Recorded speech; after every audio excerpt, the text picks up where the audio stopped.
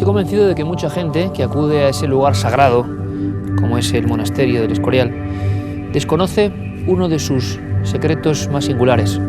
Esa biblioteca que hoy vemos y otras estancias, desconocidas para el gran público, eran el más importante centro de heterodoxia, magia, astrología de toda Europa. El rey Felipe II, conocedor de todas estas mancias o interés por lo sobrenatural, concentró allí a nigromantes, alquimistas y sobre todo a los mejores impresores de libros, incunables también, que resumían todo ese conocimiento absolutamente vedado por el resto del público. Estos lugares, estas bibliotecas secretas, tenían un nombre peculiar, muy sonoro: infernos.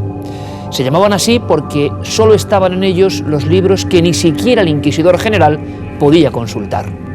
Marcaban esos libros, y hasta el siglo XIX así estuvieron en España, con una mano blanca.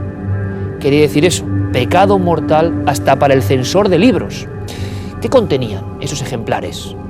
¿Qué había ahí dentro? ¿Qué grabados? ¿Qué ilustraciones? ¿Qué textos? Bueno, trajimos algunos ejemplares, los hojeamos con todos ustedes y fue una experiencia francamente inolvidable.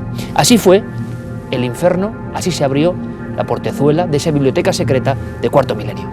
Año del Señor de 1648.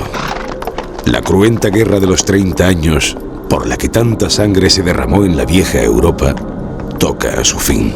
Las huestes suecas, a las órdenes del general Königsmark, expolian los numerosos tesoros de Chequia. Entre ellos, un descomunal libro conocido como el Codex Gigas.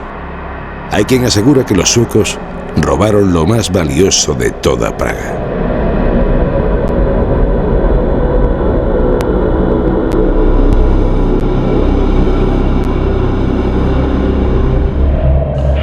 La leyenda de la creación del Codex Gigas se sumerge en las entrañas del viejo monasterio de Podlacice, en el corazón de la actual República Checa.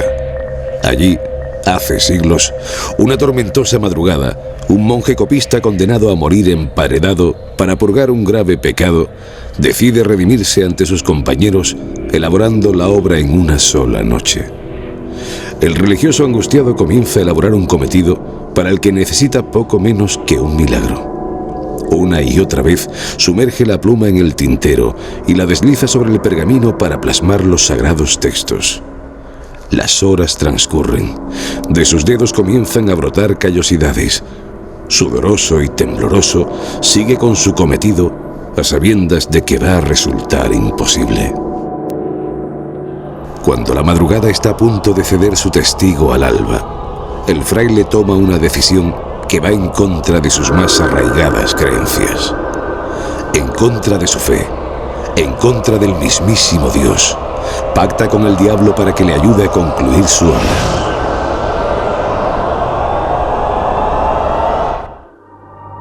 El pacto queda sellado con la extraña presencia en una de las páginas de una imagen grotesca e impropia de una Biblia: un demonio.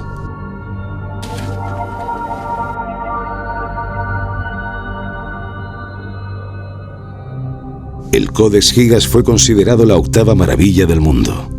A lo largo de sus 624 páginas de pergamino, recoge el Antiguo y el Nuevo Testamento, la llamada Crónica de los Checos y los escritos del historiador Flavio Josefo.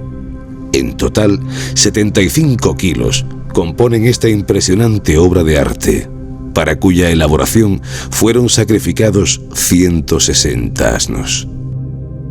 358 años después, ha regresado a su patria, de manera temporal, tras arduas negociaciones diplomáticas entre Chequia y Suecia. Las medidas de seguridad que las autoridades checas han tomado para este regreso resultan excepcionales. Suecia ha exigido a la República Checa una garantía de Estado valorada en casi 11 millones de euros para salvaguardar el manuscrito. La Biblia del Diablo va a ser expuesta en el Clementinum, un antiguo colegio jesuita en las entrañas de Praga, que se convertirá durante días en una caja fuerte para la que se ha destinado más de 90.000 euros. Temperatura, luz y humedad serán acordes a las necesidades del libro. Cada visita estará compuesta por únicamente 10 personas, que vislumbrarán el manuscrito más grande de toda la Edad Media a través de una infranqueable urna de cristal. Aquellos que la han visto hablan de una obra impropia de humanos, algo maravilloso que para muchos estudiosos sigue siendo una descomunal ofensa del diablo al mismísimo Dios. Luego les vamos a contar más cosas del extraño Codex Gigas. Yo tengo un gran interés, no muchos medios, pero sí gran interés para intentar estar cerca de libros como los que esta noche nos rodean. Yo creo que va a ser una experiencia maravillosa, visitar una biblioteca maldita, real. Y además, añadiéndolo a eso, tenemos la visita de una querida amiga. Ella es doctora en farmacia, autora de algunos de los grandes libros para comprender lo que es precisamente eso, las obras literarias, los trabajos, en definitiva, los libros que estuvieron condenados, que mostraban elementos de difícil catalogación, libros perseguidos, libros prohibidos. Todo eso lo ha compilado en una obra imprescindible, Inferno, historia de una biblioteca maldita. Yo no sé, Mar, buenas noches. Buenas noches, Iker. Si dentro de muchos siglos, ya no estaremos tú y yo aquí, pero en otros programas pondrán Inferno casi como un libro maldito, porque cuánta magia, cuánta historia, cuántos hechos sobrenaturales y condenados hay aquí dentro. Exactamente. Es la historia de el infierno, ¿sabes? Era el lugar de una biblioteca de la época del Renacimiento, del Barroco, donde se guardaban aquellos libros que estaban prohibidos por los índices inquisitoriales, porque esto de la prohibición de libros viene desde los orígenes mismos del nacimiento de la imprenta. Empiezan a aparecer los libros son una forma de difundir un conocimiento que de otra manera estaba recluido en los monasterios y en los cenobios, y empieza a leerlo todo el mundo que era capaz de leer, pero que era mucho más del que era posible en la Edad Media. De ahí que las autoridades eclesiásticas, fundamentalmente, empiezan a prohibir a partir de ese momento la lectura de libros que iban contra la ortodoxia imperante. Y empiezan a aparecer los índices de libros prohibidos. ¿Y dónde iban todos esos libros prohibidos? Pues normalmente se quemaban todos los ejemplares que se podían encontrar, pero siempre se guardaba un ejemplar que iba a un lugar recóndito de las bibliotecas de los inquisidores y que era conocido como Inferno, guardado normalmente bajo 3 llaves, una para cada persona que controlaba esa biblioteca, y arriba, en la parte de arriba de esa zona ponía Inferno. Era evidente que todo el que leyese aquel libro, ¿dónde iba a ir a parar? Pues al infierno, de ahí el nombre del libro. Aquí tenemos una cosa que va a sorprender mucho a nuestra audiencia. Claro, todo el mundo lee, o todo el mundo, casi todo el mundo, aunque luego digan que no, los horóscopos, ¿no? en los periódicos de gran tirada. En el Renacimiento hay una especie de guía asombrosa para cómo debe construirse todo este mundo mágico astrológico. Aquí la tendríamos. Aquí la tendríamos. Esta es la primera edición de un libro muy famoso, que cuando se escribió no era libro, porque el libro como tal no existía, era un manuscrito, escrito en la Alta Edad Media por un judío de origen aragonés, Abraham ibn Ezra. Escribió un libro, en aquel momento un manuscrito llamado De Nativitatibus. Esta es la primera edición, este es un incunable, una obra maravillosa publicada antes del año 1500. Todas las obras que se publicaron desde la invención de la imprenta hasta 1500 se llaman incunables. Bien, ¿cuál es la importancia de este libro? Bueno, pues este libro fue utilizadísimo en forma de manuscritos durante toda la Edad Media, y cuando aparece la imprenta se publica y se utilizaba, como su nombre indica, para hacer natividades. ¿Y qué eran las natividades? Eso digo yo. Pues las natividades es lo que hoy en día llamamos una carta astral. La forma de adivinar cuál iba a ser, quienes lo hacían no dirían adivinar, he utilizado una palabra equivocada, la forma de interpretar a partir de las estrellas, según la conjunción de las estrellas en el momento del nacimiento de una persona, cómo iba a ser la vida de esa persona, qué acontecimientos iban a ocurrir en esa vida. Como puedes comprobar, esto no es una cosa que hoy leamos en los periódicos y que sea una cosa actual. Como siempre te digo, no hemos inventado nada nuevo, todo esto viene de atrás. Y esto viene desde la Alta Edad Media. Por hacer este tipo de libros y por hacer este tipo de interpretaciones se perseguía por la Inquisición, y quienes poseían estos libros eran objeto de persecuciones, puesto que se decía que nadie podía interpretar la vida de una persona. Eso era libre designio de esa persona y solo lo podía decidir Dios, no un astrólogo cualquiera al que le pagases una cantidad y adivinase pues qué te iba a ocurrir a lo largo de tu vida. Mar, vamos por aquí. Sí. porque de verdad que es un placer visitar este inferno de libros maravillosos. Muy pocas veces se han visto, a nivel del público general, no de los eruditos como Mar, estos libros, estos documentos.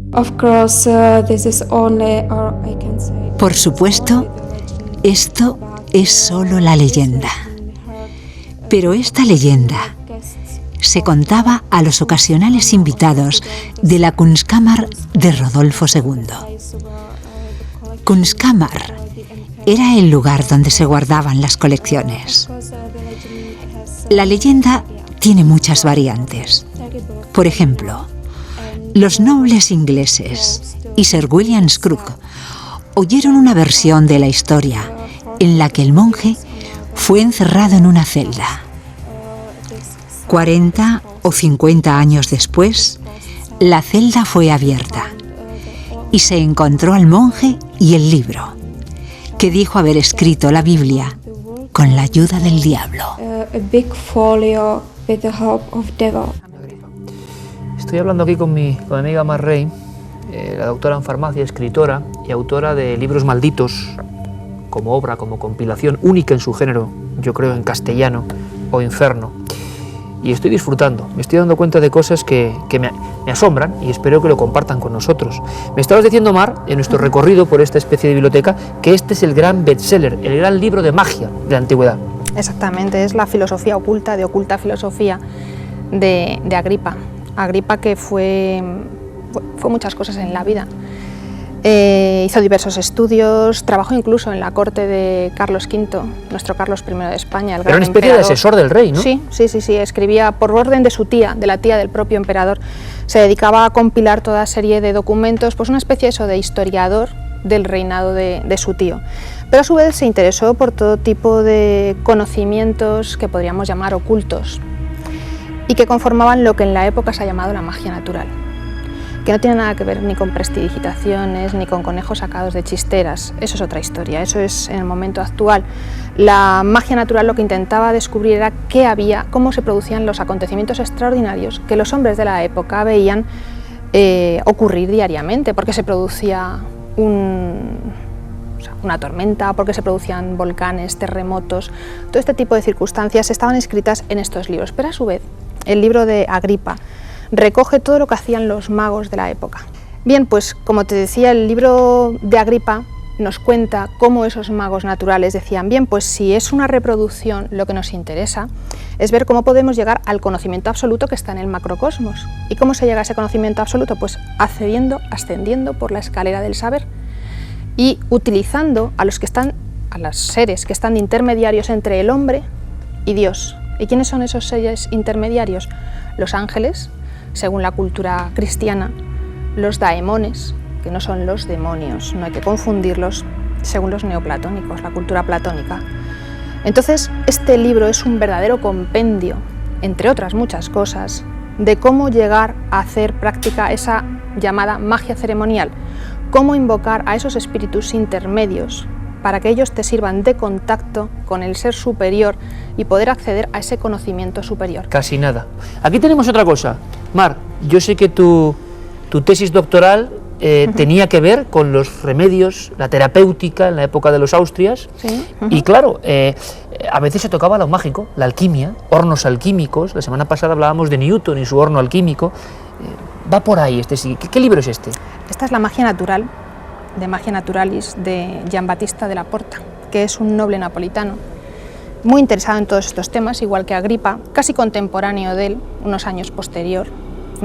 Empezó a escribir en el año 1558, de esa época es la primera edición de este libro, un libro también muy reeditado.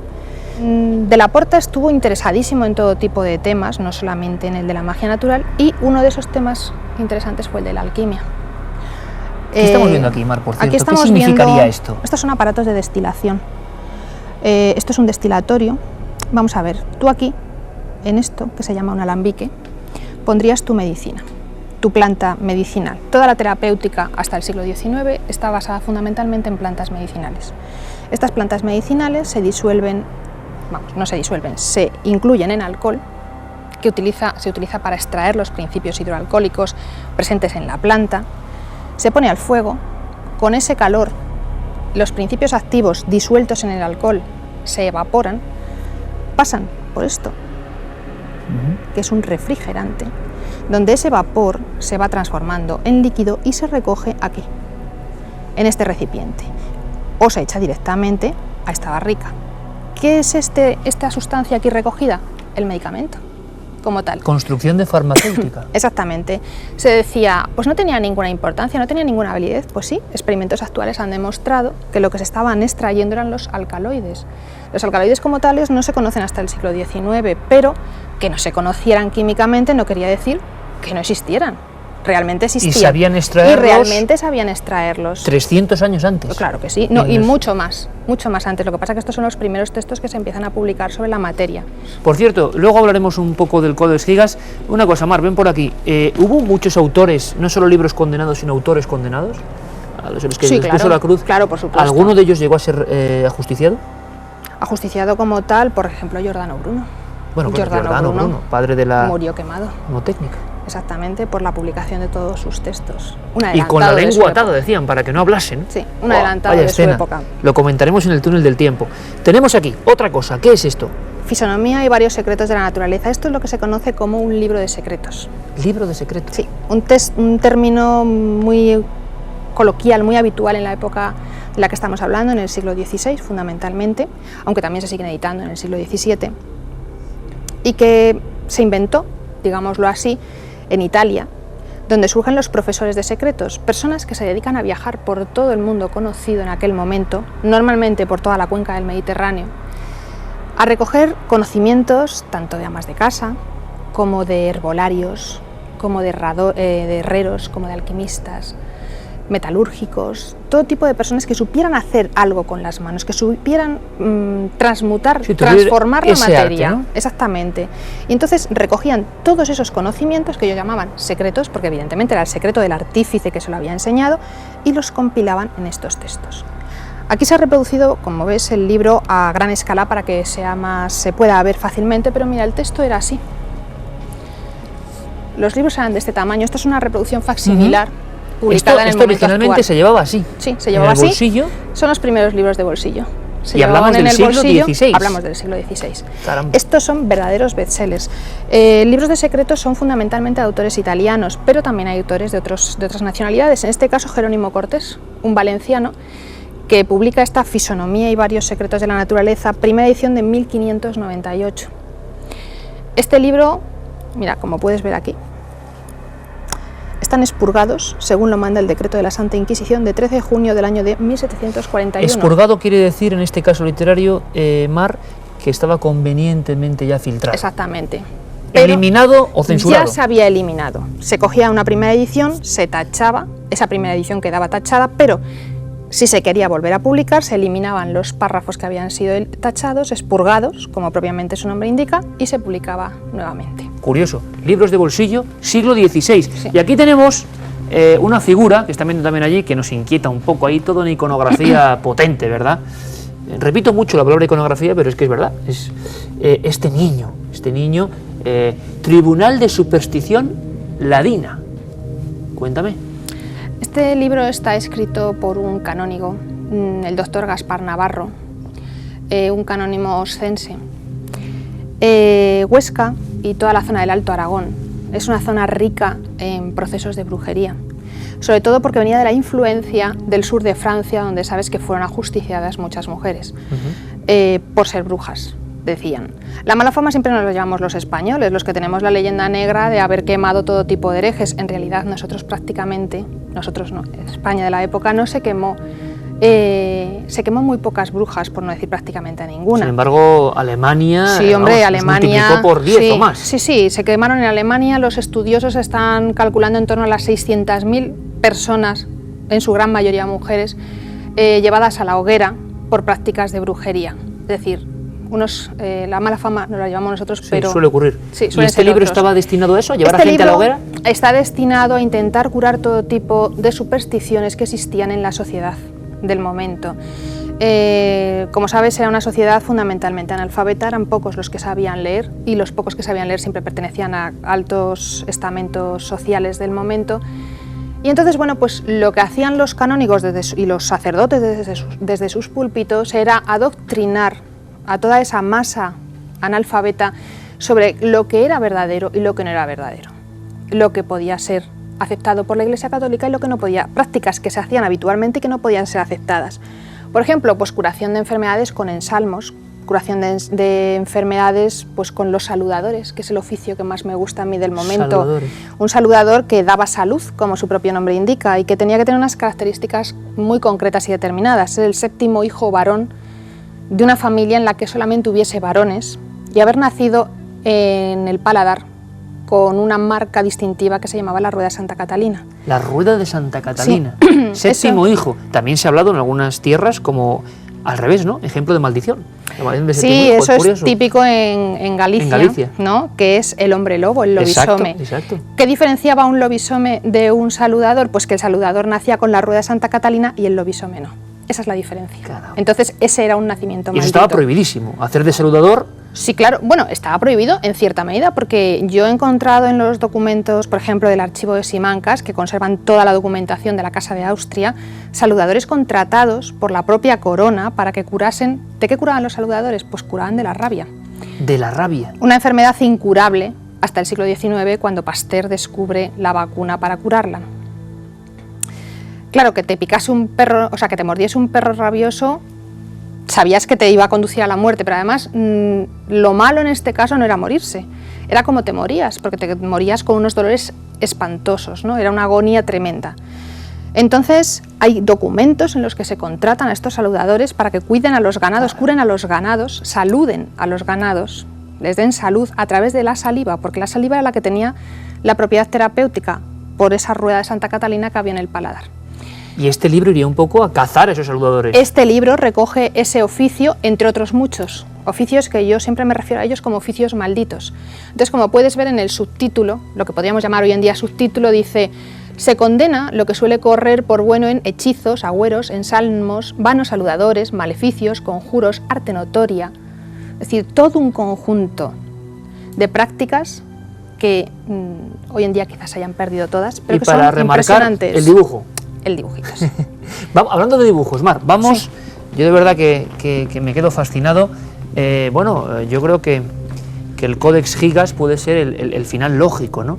Hablamos de un libro que ha provocado, ¿has visto las imágenes? Sí, son de novela, impresionantes, sí. Esa Ujú. caja de seguridad, los soldados fuera con las Sí, ametralladoras.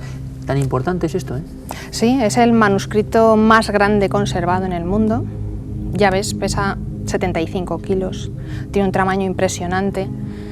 Y lo característico de este manuscrito es este diablo, Que es un que diablo aparece aquí representado. de verdad, o sea, es tremendo, es tremendo. De ahí el nombre también de Codex Gigas por su tamaño, gigante, o Biblia del Diablo, porque recoge el Nuevo y el Antiguo Testamento y esta imagen del diablo representada en el centro. Es una imagen muy especial, Mar, o sea, no era habitual tener este tipo de iconografías, quizá de este tamaño. No, para nada. No, esto no es nada habitual. Ha sido un placer, Mar, hacer este breve recorrido para que millones de amigos de esta hora vean libros que fueron condenados, al mismo tiempo libros llenos de éxito y libros que siguen motivando. Se me ha olvidado, hablando de valor monetario, que esto a la gente le interesa mucho, hablamos de joyas, primero, este incalculable. No, esto es incalculable. Pero no tiene otras precio. primeras ediciones también que pueden alcanzar millones de las antiguas Sí, pesetas, ¿no? Sí, sí. Muchos millones. Muchos millones. Bueno, pues un museo con auténticas joyas.